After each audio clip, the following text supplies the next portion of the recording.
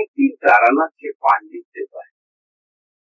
দিনটা বর্ষার, আর মেঘলা আকাশ দেখলেই কিশোরী আর আমি কিসের যেন আকর্ষণে তারানাথের বাড়ি গিয়ে হাজির হই। আমাদের এই প্রাত্যহিক নিতান্ত পরিচিত জগৎটার বাইরে এক আশ্চর্য দুনিয়ার কথা সে আমাদের শোনায়, যেখানে সম্ভাব্যতা এবং অসম্ভাব্যতার মাঝখানে সীমারেখাটা খুব অস্পষ্ট, দেখা যায় কি যায়। আলাপের প্রথম দিকে আমি আর কিশোরী আড়ালে হাসাহাসি করেছি, কিন্তু পরবর্তী সময় তারানাথের এমন কিছু অদ্ভুত ক্ষমতা আমরা দেখেছি, যার পর অবিশ্বাস জিয়ে রাখা কঠিন হয়ে পড়ে। আজও তেমন একটা ঘটনা ঘটল। তারানাথের বাইরে ঘরে বসে আড্ডা হচ্ছে। চারি মানে তারানাথের কন্যা আজ কয়েকদিন হলো বাপের বাড়ি এসেছে, থাকবে 3-10। ওকে আমরা খুব ছোট দেখেছি। বেসিক ডিজাইনের ছবি এনে দেওয়ার জন্য বায়না করত। চারি পুরোনো দিনের মতো তেল দিয়ে মাখা চাল কড়াই ভাজা আর চা দিয়ে গেছে। চায়ে চুমুক দিয়ে তারানাথ তৃপ্তির সঙ্গে বলল,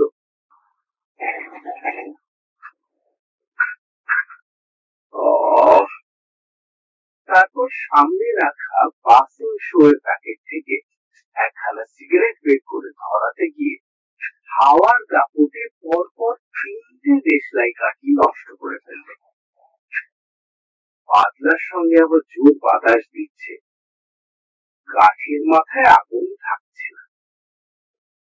কিশোরী চিরকালই বেফাস কথা বলতে সে হঠাৎ বলে ফেলল, আপনি তো কত রকম প্রক্রিয়া জানেন, বাতাস থামিয়ে দিতে পারেন, সিগারেটটা তাহলে ধরতো আর কি।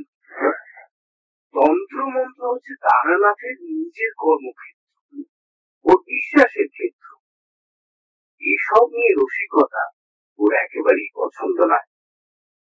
সে কিশোরের দিকে ক্রুদ্ধ দৃষ্টিপাত করে বলল, করা যায় তো?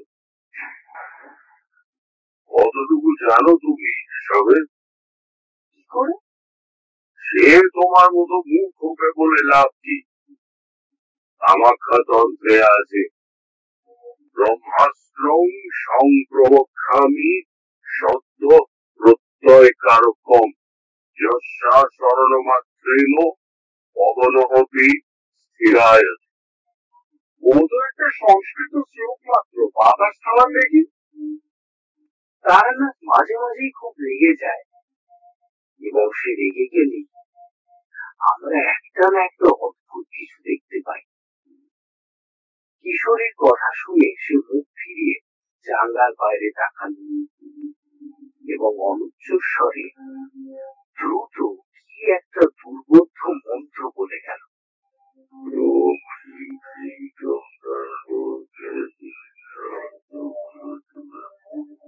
সে মুখ ফেরাতেই কিশোরী বলল, কই কিছু হলো না তো?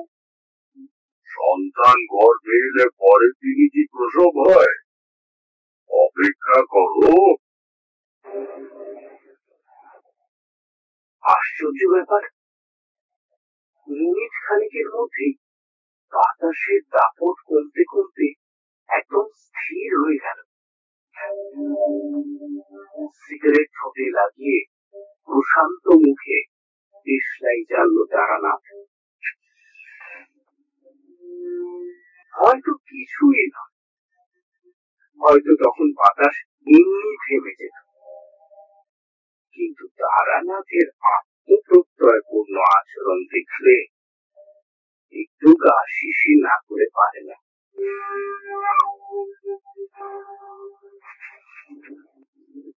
সিগারেট আধা আধি শেষ করে তারানাথ মৃদু হেসে বলল, বাড়বে, অপেক্ষা করো আমার জোর বাতাস। এইসব প্রক্রিয়াকে বলে স্তম্ভ। যখন তখন বা অকারণে করতে, এরা তোমরা আমাকে ডাকিয়ে দিয়ে ব্যাপারটা ঘটান। বললাম, কেন? করলে কি ক্ষতি হয়? হবে আবার, প্রকৃতির বিরুদ্ধে গেলে যা ক্ষতি হতে পারে তাই হয়। কিশোরী জিজ্ঞেস করলো, আচ্ছা, স্তম্ভন প্রক্রিয়া দিয়ে আর কি কি করা যায়?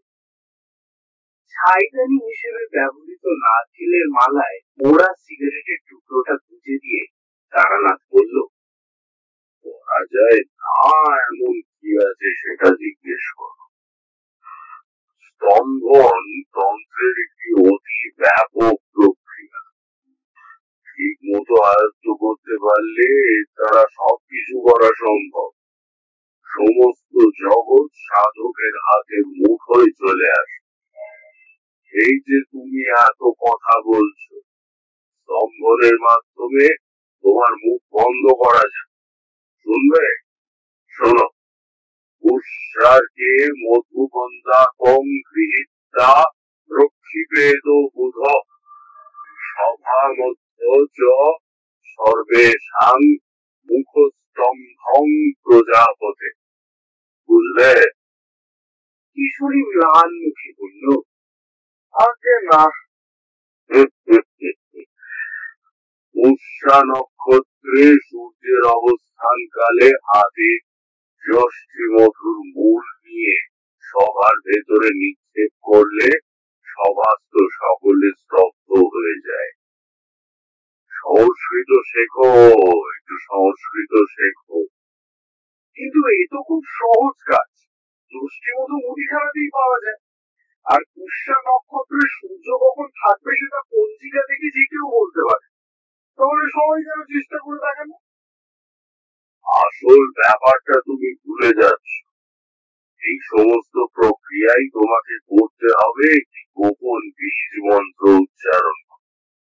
সে মন্ত্র তোমার গুরু তোমাকে দেবে। এই জন্যই উপযুক্ত গুরুর কাছে দীক্ষা না নিলে তন্ত্র সাধনা করা যায় তা না হলে তো সবাই যা ইচ্ছে তাই করে বেড়ায়।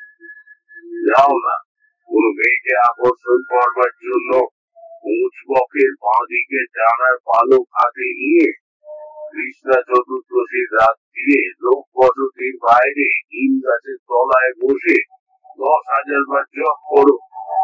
ঋণ কালিকা ওই বিদ্রোহে আকর্ষিত ওই জীবহিতন্য কালিকা প্রচোদয়া। রাত্রি প্রথম প্রহর থেকে ব্রাহ্ম মুহূর্তের মধ্যে জপ শেষ করতে হবে। ওই সময়ের ভেতর 10,000 বার জপ করতে যদিও বা পেরে ওঠো, তাতে কোনো লাভ হবে না। জপ শেষ করে নিশ্চিন্ত মনে সে মেয়ের সঙ্গে রসের কথা বলতে যাও, তার বাড়ির লোক থেকে সে তোমাকে ঠ্যাঙানি খাওয়াবে। কারণ গুরুর কাছে তোমার আসল শিক্ষা হয়নি, শুধু মন্ত্রে এসব হয় না। বশীকরণের আগম শাস্ত্রোক্ত পন্থা শুনবে?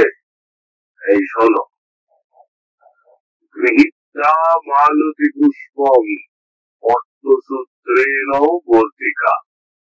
এবার আমি বললাম, যথেষ্ট হয়েছে ঠাকুর মশাই, আজ আর সংস্কৃত শুনলে একেবারে খেপে যাব। বরং একটা ভালো গল্প শোনান না, মানে আপনার জীবনের অভিজ্ঞতা থেকে নেওয়া কাহিনী। গল্প আর আসে না, মনে শান্তি না থাকলে কি আর আড্ডা জমে?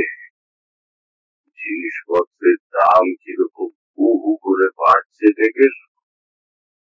আজ সকালে বাজারে গিয়েছিলাম, দেখলাম রোজকার খাওয়ার মতো মাঝারি চাল 4 আনা শেষ, সর্ষের তেল 9 আনা, আলু 4 পয়সা, পটল 6 পয়সা। একখানা গঙ্গার ইলিশ পছন্দ হয়েছিল, দাম বললো 12। ভেবে দেখো, অমন একখানা ইলিশ 5-7 বছর আগেও ওই বাজারেই 4 আনা 4.5 আনায় কিনেছি। এই যুদ্ধ কবে থামবে বলতে পারো? এবার হিটলার আর চার্চিল তো আমাদের সঙ্গে পরামর্শ করে যুদ্ধ পরিচালনা করেন না, সুতরাং আমি আর কিশোরী চুপ করে থাকলাম। তারানাথ বলল, ও মাছের কথায় একটা ঘটনা মনে, অনেক রকম কাণ্ড জীবনে দেখেছি। এরকম এক শ্মশানে মাতু পাগলির সঙ্গ পেয়েছি। বরাকর নদীর চরে পোড়া শোল মাছের নৈবেদ্য দিয়ে সারা রাত জপ করে মধুসুন্দরী দেবীর দেখা পেয়েছি। পুরো আদেশে সব সাধনা পর্যন্ত করেছি। এসব গল্প তো কিছু কিছু বলেছি তোমাদের, কিন্তু একবার একটা কাণ্ড দেখেছিলাম যা সত্যি অদ্ভুত। কিশোরী বলল, এই ওই মাছের বিষয়ে কি বলছিলেন না? ঘটনাটা শোনো, তাহলে বুঝতে পারবে।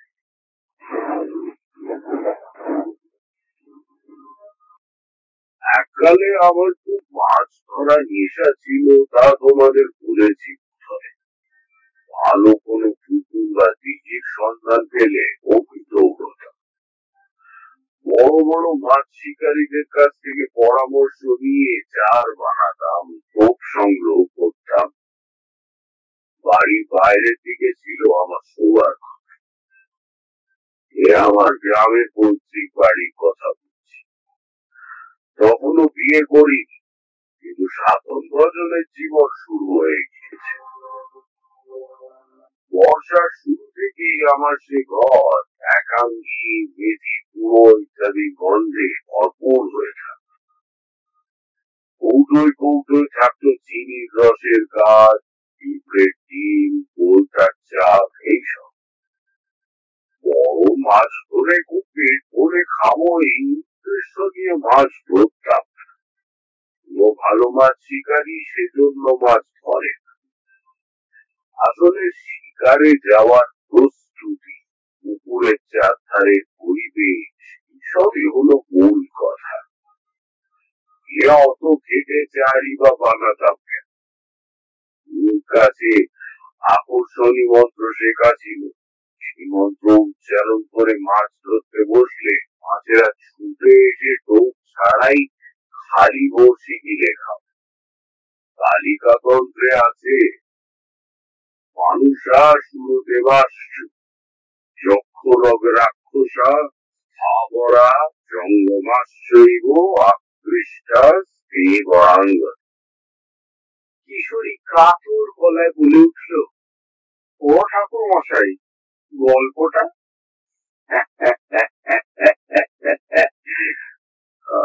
তোমাদের দুজনের খাবার সংস্কৃতির ভিত। যা গল্পটাই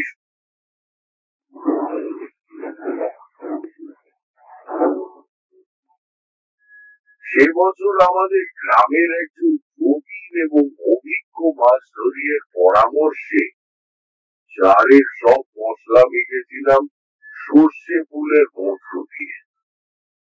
প্রবীণ ভদ্রলোক বলেছিলেন,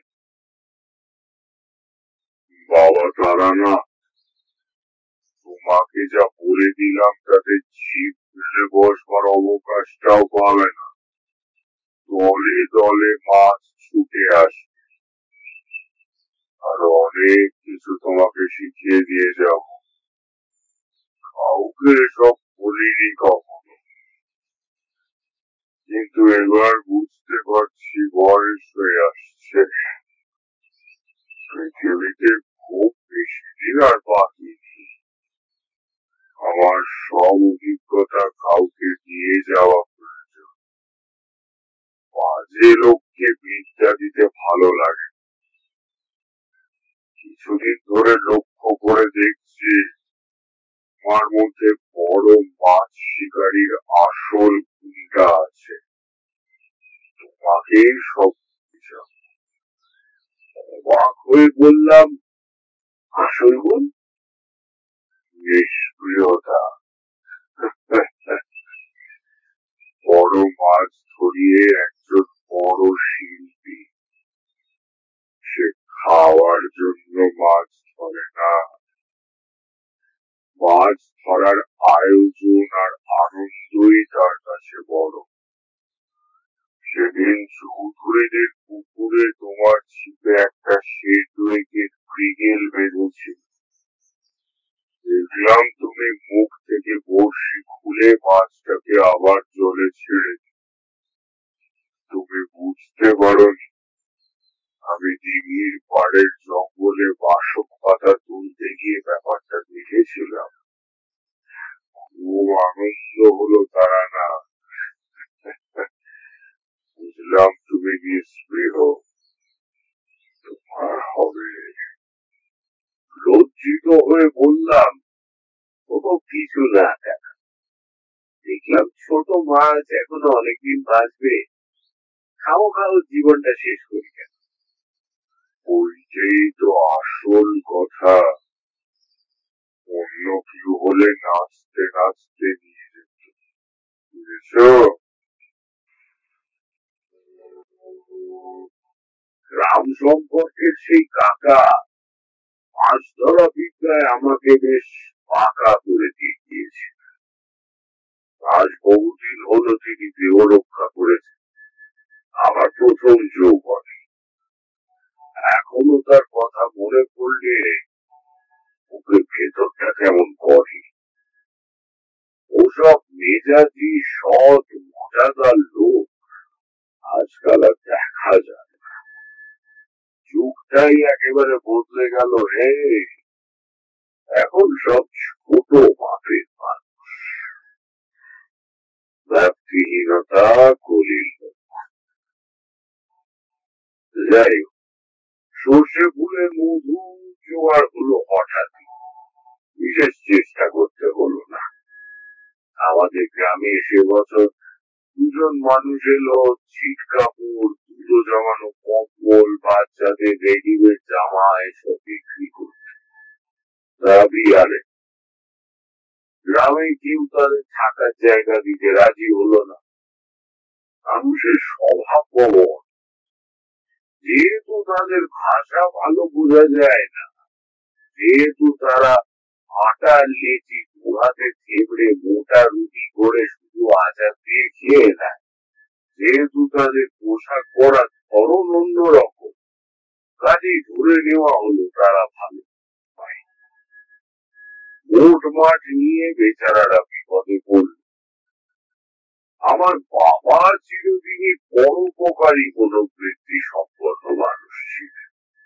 খবর শুনে তিনি আমাকে বললেন, যা লোক দুটোকে আমাদের বাড়িতে নিয়ে আয়।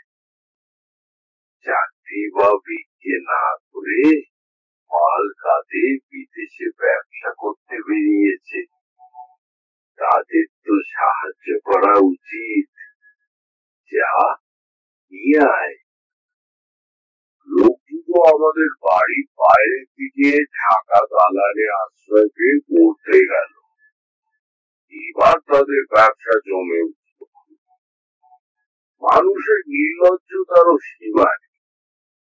যাদের তারা আশ্রয় দেয় বিদেশি বলে দূরে সরিয়ে রেখেছে, তাদের কাছ থেকেই সস্তায় কাপড় চোপড় কিনবার জন্য তারা ভিড় করে। ব্যবসায়ী দুজন আমাদের বাড়ির উঠোনেই কাঁঠাল তলায় জিনিসপত্র নিয়ে বসত।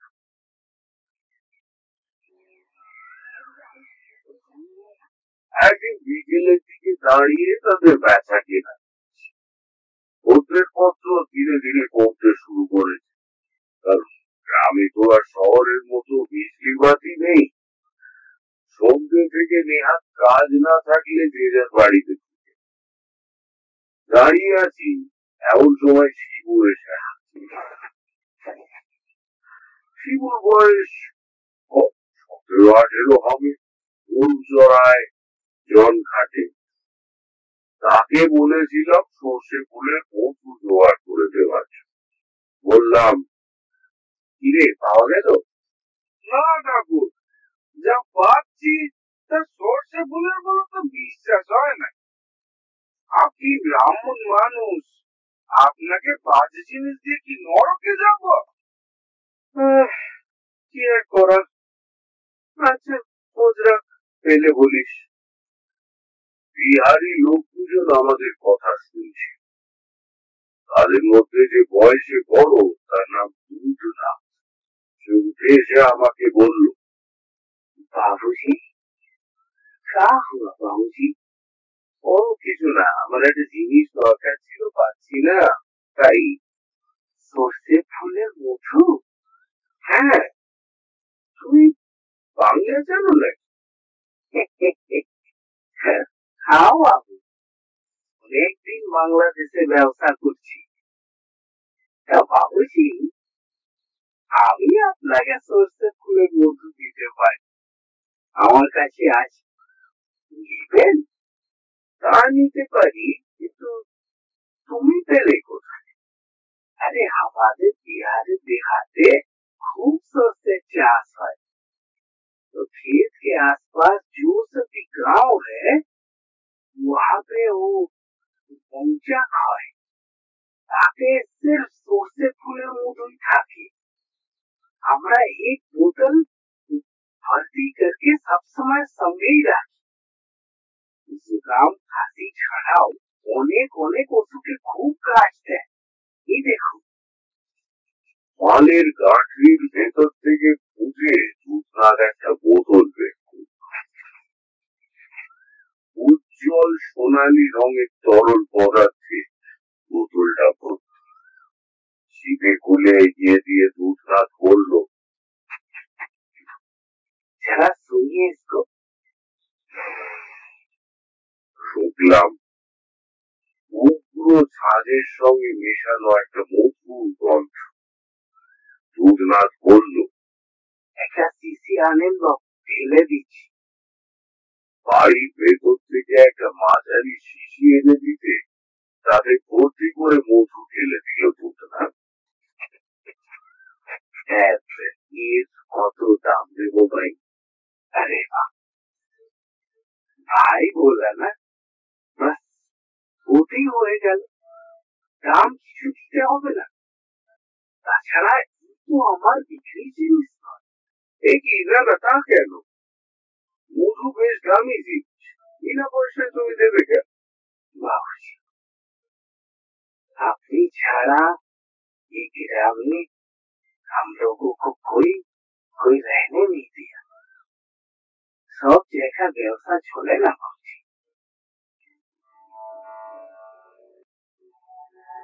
দুধনাথ কিছুতেই দাম দিল না।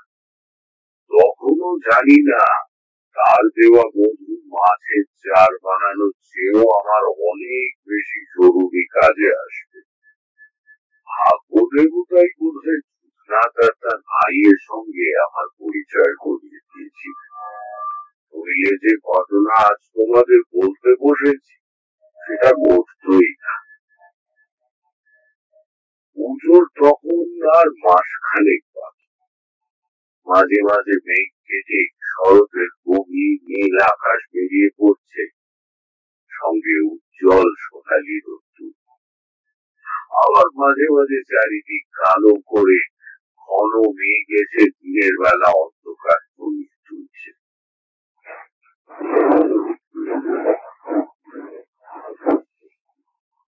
এমন এক ভোর বর্ষার দিনে খবর পেলাম হলসেমারি গ্রামের চাটুজ্যেদের দিকে।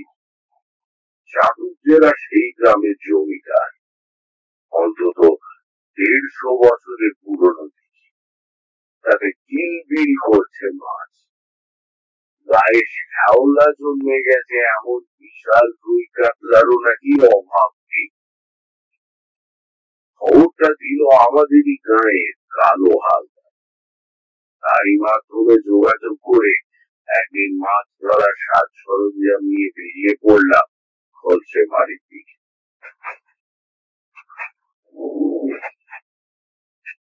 চাটুজ্যেরা অতি অমায়িক ভদ্র, পুনেদি জমিদার বংশ। এখন আর আগের অবস্থা নেই বটে, কিন্তু পুরনো ঐতিহ্য আর আতিথেয়তা এখনো বংশ গৌরবের সাক্ষ্য দিচ্ছে। বিশাল 3 মহলা বাড়ি, ঠাকুর দালান। পূর্বের জাঁকজমক নেই, দুর্গোৎসব প্রতি বছর হয়ে চলেছে। বাড়ির কর্তা অবিনাশ চাটুর্যে নিজে আমাকে দিঘির ধারে বসাতে। জমিদার বাড়ির পর একটা বড় আম বাগান, তারপরেই দিঘি। দেখে মনে বড় আনন্দ। নিথর কালো জল, একদিকে বাঁধানো ঘাট, বাকি 3 দিকে গাছপালা আর ঝোপ জঙ্গল। একটা বর্ষা কোকিল ডাকছে কোথায় বসে। এমন নির্জন পরিবেশে মাছ ধরে আনন্দ আছে। বললাম, বাহ, বেশ দেখি মাছ কিরকম, বসিতে ঠোকায়? প্রচুর মাছ। প্রতি বছরই বাড়ির কাজে কর্মে, অনুষ্ঠানে, ওই বিয়ে, বইতে, অন্নপ্রাশনে জাল ফেলা হয়। আবার প্রতি বছরই বেশ কিছু মাছ ছাড়া হয় যাতে পুকুর খালি না হয়ে যায়। তো কিন্তু কি, 2 বছর থেকে একটা অদ্ভুত ব্যাপার দেখছি। এর মধ্যে প্রয়োজনে 2বার জাল ফেলতে হয়েছিল। দেখা গেল পুরনো বড় মাছ সংখ্যায় অনেক কমে গিয়েছে, আর নতুন যে মাছ ছাড়া হয়েছিল তাদের অর্ধেকেরই খোঁজ নেই। এটা তেমন কোনো সমস্যা নয়, নিশ্চয়ই মাছ চুরি যাচ্ছে। বরং পাহারা বাড়িয়ে দিন, কড়া নজর রাখুন। চুরি যাচ্ছে বলে মনে তো হয় না। বাড়ির কাছে পুকুর, দিনে হোক রাতে হোক জাল ফেলে মাছ চুরি করতে গেলে ধরা পড়ে যাবেই। আর কটা মাছই বা ধরবে, আর তাতে তো ধরা পড়ার সম্ভাবনা আরো বেশি। উদুর বা উদবেড়াল খেয়ে যেতে পারে। তাই বা কটা খাবে? তাছাড়া 5 কি 10 কেজি মাছ তো আর উদরে ধরবে না। ব্যাপারটা একটু আশ্চর্য। যাই হোক, আপনি বসে যান।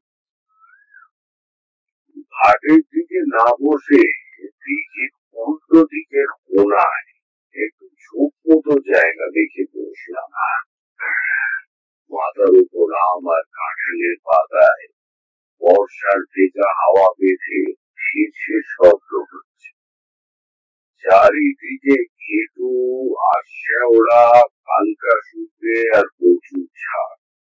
মাঝে মাঝে বাতাস থেমে গিয়ে হালকা ইচ্ছে করি বৃষ্টিও নামছে। সঙ্গে ছাতা ছিল। একটা লাঠি মাটিতে পুঁতে ছাতা খুলে সেই লাঠির সঙ্গে বেঁধে দিলাম। ভেজার ভয় রইল না। সরঞ্জাম সব গুছিয়ে নিয়ে টোপ কেটে পার থেকে 10-12 হাত ধরে বড়শি ছুড়ে দিলাম। তারপর প্রথমবার চার ছড়াতে যেতেই একটা অদ্ভুত জিনিস খেয়াল করলাম। চার জলে পড়তেই দিঘির জল হঠাৎ যেন একটু কেঁপে উঠল। আমি যা বলছি ভালো করে বুঝে দেখো। জলে কিছু ছুঁড়ে ফেললে জল সামান্য কাঁপে, একটু ঢেউ উঠে ছড়িয়ে পড়ে। তবে এই কিন্তু তা নয়, সমস্ত দিঘির জলই একসঙ্গে কেমন যেন কেঁপে উঠল। মানুষ শিউরে উঠলে যেমন হয়।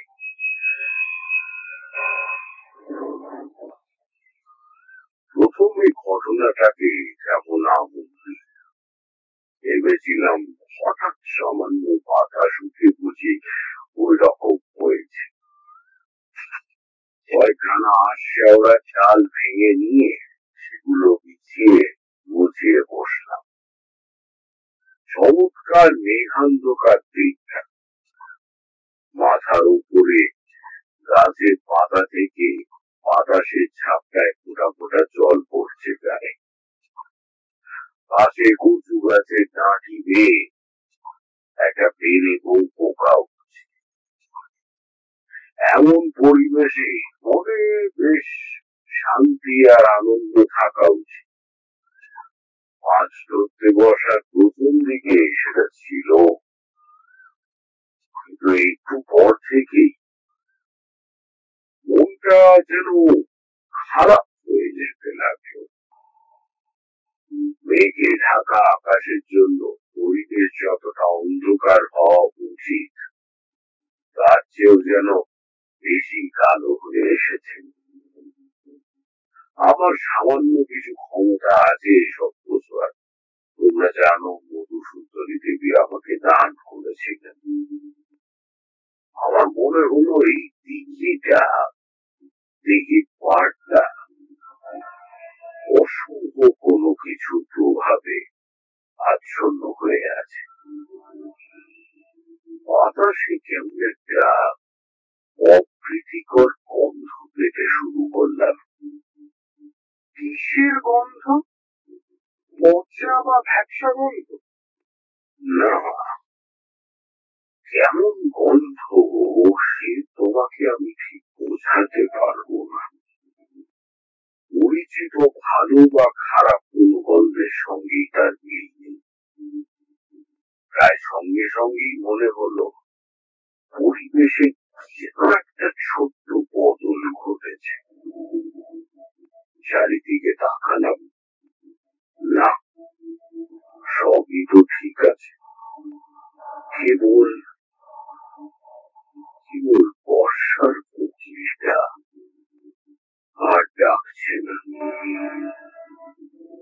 ওই দিঘি এবং তার চারপাশে কোন অশুভ প্রভাব ক্রিয়া করছে এই বিষয়ে আমার বিশ্বাস আরো দৃঢ় হলো। মহাডামর তন্ত্রে বলে অমানুষী কোন অমঙ্গলজনক প্রভাব থেকে পশু পাখিরা দূরে থাকতে চায়। জায়গাটা যে ভালো নয় নিজেদের সহজাত ক্ষমতা দিয়ে তারা সেটা মানুষের আগেই বুঝতে পারে। এক্ষেত্রে যা করা উচিত তাই করে রাখলাম। মহাডামরতন্ত্রের তৃতীয় পটলে সাধকের আত্মরক্ষার নিয়ম বর্ণিত আছে। মনে মনে ১২ বার প্রদত্ত বীজ মন্ত্র উচ্চারণ করে তারপর আত্মরক্ষার জন্য ডামরতন্ত্রে উল্লিখিত মন্ত্র উচ্চারণ করে দেহ বন্ধন করে নিলাম।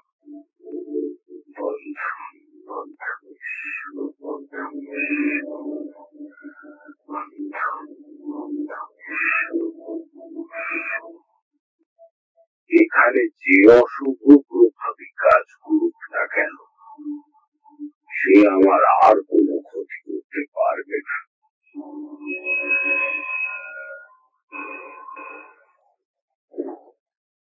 অবিনাশ বাবু মিথ্যে কথা বলেননি। দেখিতে সত্যি প্রচুর মাছ, চারেরও গুণ আছে বলতে হবে। ১৫-র মধ্যে হাত না ২-৪ বার কেঁপে উঠে একেবারে ইতালি হয়ে গেল। দামাক ধরাতে যাচ্ছিলাম, গোকুলকে ফেলে দিয়ে জিভ চেপে ধরলাম। পরপর শব্দ করে দ্রুত বেগে হুইল উল্টো দিকে ঘুরে যেতে লাগলো। টান দেখে বুঝলাম অন্তত ৭ কি ৮ সের ওজনের মাছ বড়শি গিলেছে। বড়শি মুখে নিয়ে মাছটা পুকুরের ডানা দিকে ছোটাছুটি করতে লাগলো। আমিও খেলতে গেলাম। এ সময় কখনো টান দিতে নেই বা হুইল ঘোরাবার চেষ্টা করতে নেই। তেমন বড় মাছ হলে এক ঝটকায় বড়শি ছিঁড়ে নিয়ে উধাও হয়ে যাবে। ছোটাছুটি করবার সময় মাছটা একবার জলের উপর ঘাই দিল। বাহ, বেশ বড় মাছ। কিন্তু তারপরেই ঘটল এক আশ্চর্য ঘটনা। ঘাই দিয়ে মাছটা আবার ডুব দেওয়ার সঙ্গে সঙ্গে দেখলাম আমার সুতো ঢিলে হয়ে গিয়েছে। ছিপে বা বিলে আর কোনো টান নেই। অবাক হয়ে বিল ঘুরিয়ে সুতো ডগা কাছে এনে দেখি বড়শি ছেড়ে ভাবলেও ঠিক আছে, কিন্তু তাহলে মাছটা গেল কোথায়? বড় ভাবের ভালো বড়শি, ও জিনিস মুখে নিয়ে অতক্ষণ ছুটাছুটি করায় এসেও নিশ্চয়ই কখন ভাবে ছটকা দিলে ছিঁড়তে পারে, কিন্তু খুলে যাবে না। তাহলে যাই হোক, আবার টোপ বেঁধে ছুড়ে দিলাম দিঘির জলে। আবার এক মুঠো চারও ছড়িয়ে দিলাম। সঙ্গে সঙ্গে দিঘির জলে আবার সেই অদ্ভুত কাঁপন। এবার আর কাঁপন না বলে আলোড়ন কিংবা আন্দোলনই বলা উচিত। সমস্ত দিঘি জুড়ে যেন একটা বিক্ষোভের ঢেউ। খারাপ কাঁচওয়ালা চশমা পরে এদিক ওদিক তাকালে সবকিছু যেমন উঁচু নিচু আর ঢেউ খেলানো লাগে, দিঘির জলও তেমনি দেখাতে লাগে। বাতাসে সেই গন্ধটা তীব্রতর হয়ে উঠল। এবার বড়শি ফেলার প্রায় সঙ্গে সঙ্গে আবার তলিয়ে গেল ভাবনা। সত্যি মাছ আছে বটে দিঘিতে। শক্ত করে দু হাতে চেপে ধরে রইলাম ছিপ গাছা। আগের মতোই খেলতে লাগলো এই মাছটা। এবার আমি শক্ত করে ছিপ ধরে আছি, যাতে হঠাৎ ছটকা লেগে হাত থেকে ছিপ ফসকে না যায়। আহা, আগের অত বড় মাছটা পালিয়ে গেল। একাগ্র মনে জলের দিকে তাকিয়ে থাকতে থাকতেই বুঝতে পারলাম চারিদিকের অন্ধকার যেন আরো বেশি করে ঘনিয়ে এসেছে। আকাশ ঢাকা পড়েছে আরো গভীর কালো একখানা মেঘের চাদরে। বাতাস থেমে গিয়েছে। স্তব্ধ প্রকৃতি কি এক অনৈসর্গিক ঘটনার জন্য রুদ্ধ নিঃশ্বাসে অপেক্ষা করে রয়েছে। হঠাৎই আমি যেখানে বসে আছি সেখান থেকে 15-20 হাত দূরে মাছটা একবার ভেসে উঠল, আর সেই সঙ্গে দুটো কালো লোমশ বিভৎস হাত জল থেকে উঠে এসে মাছটাকে ধরে ফেলল। আমি বিস্তারিত চোখে তাকিয়ে আছি। আমার সামনেই হাত দুটো মাছটার মুখের থেকে বড়শি খুলে সেটাকে ছেড়ে দিল জলে। সুতো আবার ধীরে হয়ে গেল। সুতো গোটাগুটি। আমি তখন অবাক হয়ে দেখছি কাণ্ডখানা। মাছটা ছেড়ে দিয়ে হাত দুটো নিষ্ফল ক্রোধে বারবার মুঠো হতে ঘুরতে লাগে। সে হাতে বড় বড় পাকানো নখ। মানুষের হাত সে নয়, পরিচিত কোনো পার্থিব প্রাণীরও নয়। এ দুনিয়াতে এমন অনেক প্রাণী বাস করে যা অশুভ শক্তির প্রতীক। তাদের চোখে দেখা যায় না, যদি না তারা ইচ্ছে করে দেখা দেয়। মহাডামর তন্ত্রে সব কথা আছে। এরা বুদ্ধিহীন, আবেগহীন, ভয়ানক নিষ্ঠুর। এমনই কোন এক জীবে সে বাসা বেঁধেছে এই দিঘির জলে। অবিনাশ বাবুর মাছ চুরি যাবার কারণ এবার বুঝতে পারলাম। এই জীবটা মাছ খেয়ে ফেলে। অপার্থিব প্রাণীটা আমার ওপর রেগে গিয়েছে। আমার ধরা মাছ খুলে দিয়ে নখওয়ালা হাত মুঠো করে সে সেই রাগই প্রকাশ করছে। কিন্তু দেহ বন্ধন করা থাকায়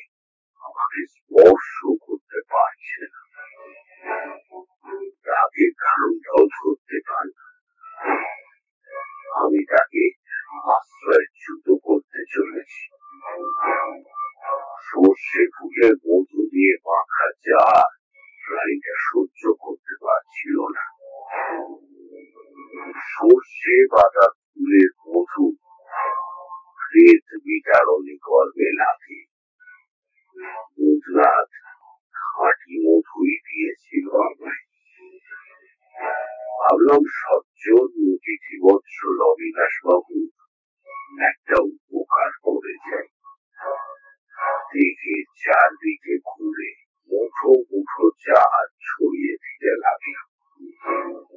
কিছুক্ষণের মধ্যেই জলের ভেতর থেকে একটা জমাট অন্ধকারের স্তূপের মতো কি একটা জিনিস উঠে ঘন মেঘের ভেতর মিলিয়ে গেল।